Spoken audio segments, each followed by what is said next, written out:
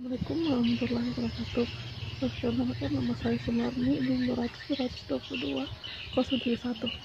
Baik, di sini saya akan menjelaskan tentang hambatan dalam perencanaan pembangunan daerah, yaitu hambatan apa saja yang dihadapi pemerintah tentang perencanaan pembangunan ruang di wilayah pedesaan.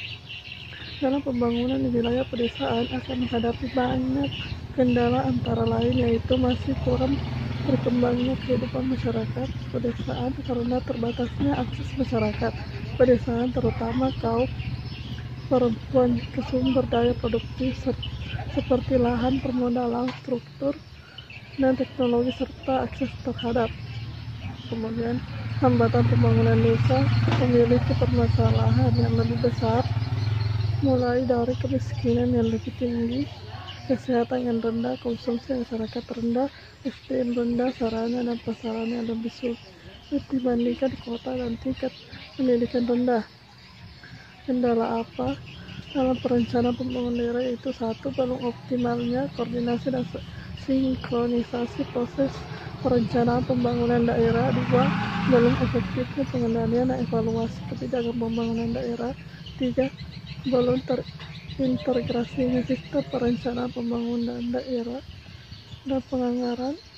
4. Belumnya optimal pengolahan pemanfaatan dalam data pembangunan.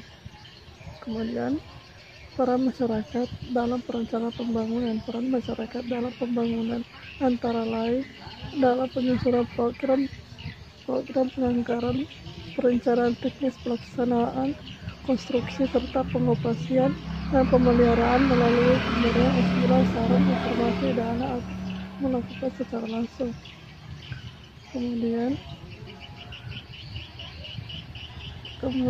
kendala dalam perencanaan pembangunan daerah. 1. Belum optimalnya koordinasi.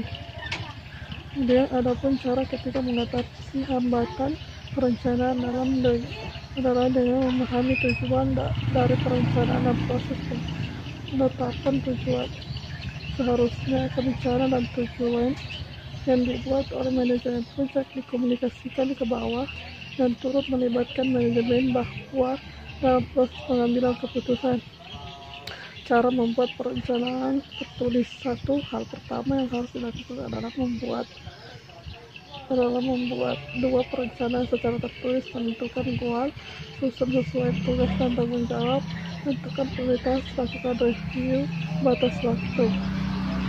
Kemudian, ada hambatan dalam perencanaan. Kesulitan dalam masalah perencanaan proyek yaitu tidak efektif dan efisien terkait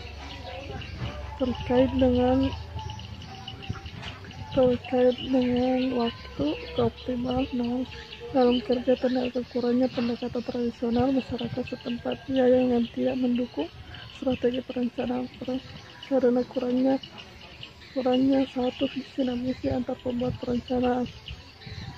Kemudian, faktor-faktor penghambat pada proses pembangunan yaitu pembangunan penduduk dan tingkat pendidikan yang rendah. Pembangunan penduduk dapat menjadi pendorong maupun penghambat bangunan.